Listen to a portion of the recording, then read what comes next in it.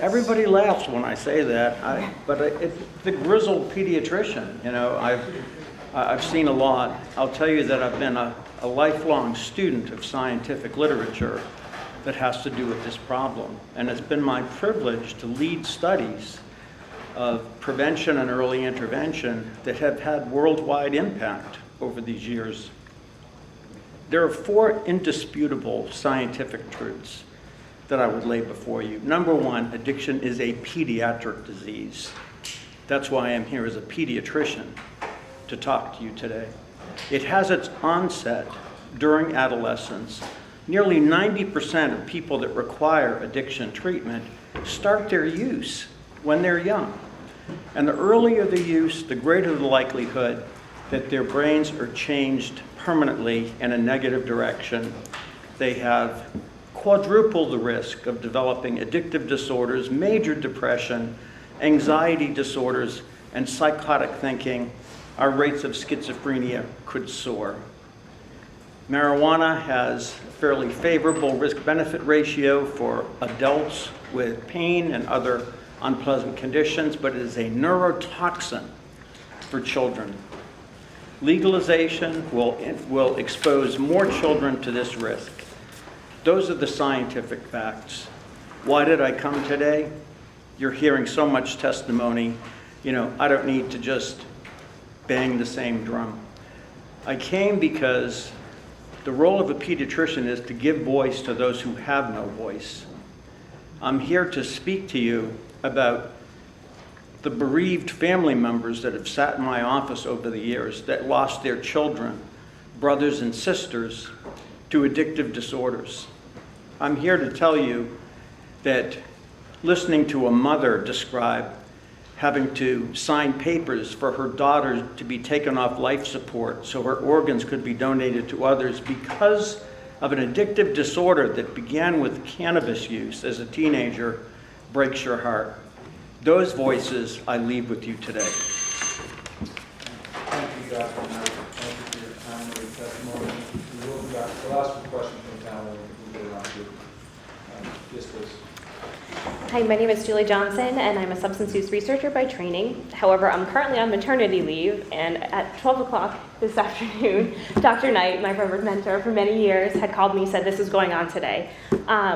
So what did I do? I rushed to get a babysitter, and I managed to find a suit in the house we just moved in literally 2 days ago, and I got here today. Why? Because I am so passionate about what is going on here today.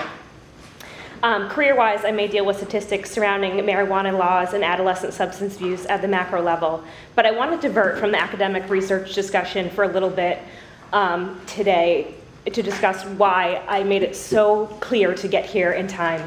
2 weeks before my 16th birthday, my then 19-year-old brother, Jeff, called me one night late after partying with friends for the last heart-to-heart conversation I'd ever had with him.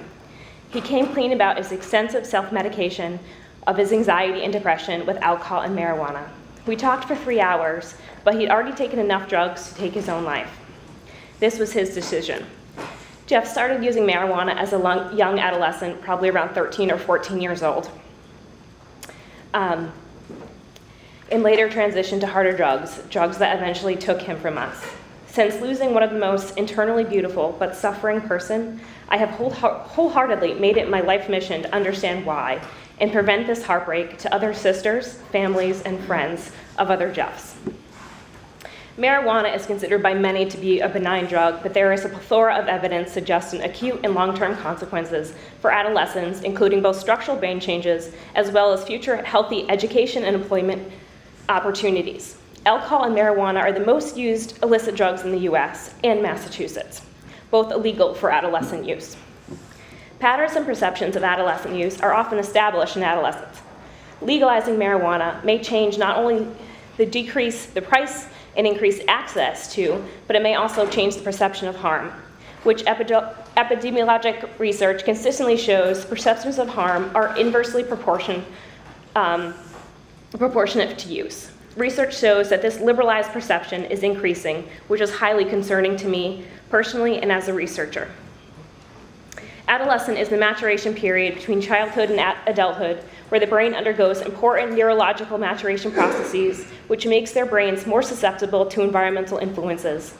Additionally, given the opioid use epidemic in Massachusetts and New England, increased marijuana access and availability in the state concerns me for the co-use of substances, starting with the most commonly used substances, alcohol and marijuana, like my brother had.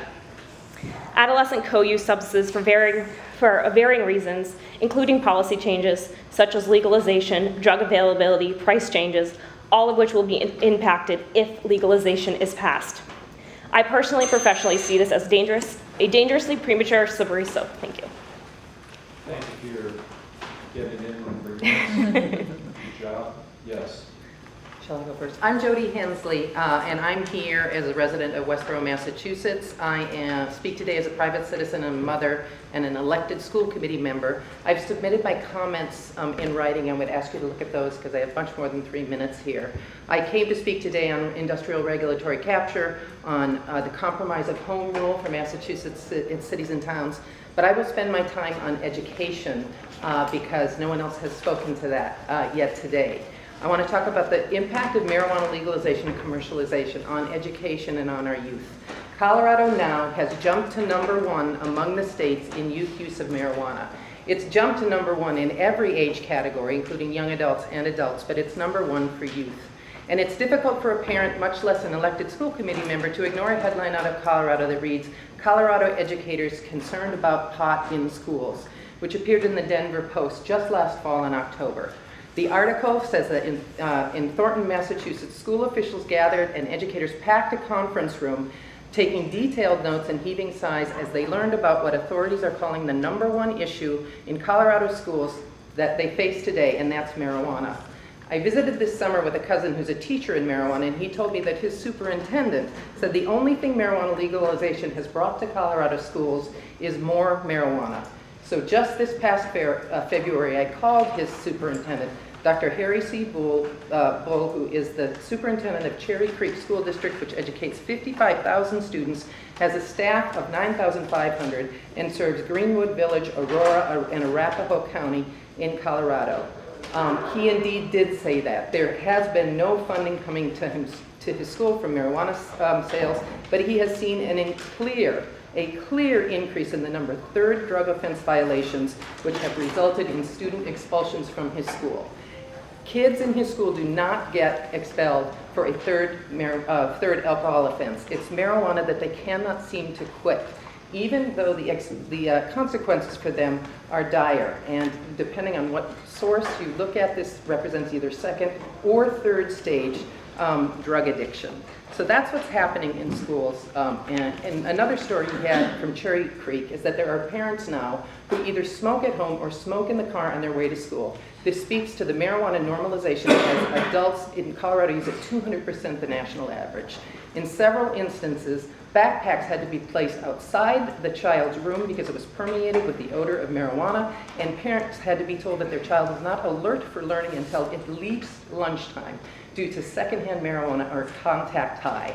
We've learned from our doctors what's happening with marijuana exposure to the young brains. These are the littlest people among us. These are elementary school students who are now showing up under the influence of marijuana. I highly recommend that you read the rest of what I've offered in my written testimony, but you oppose this act vigorously. Thank you. Yes, ma'am. Yes, my name is Crystal D'Angelo. I'm a parent facilitator for Learn to Cope. I also work for a community service agency that I get to go into families' homes. I work with children who have serious emotional disturbances, but mostly I'm a single mother.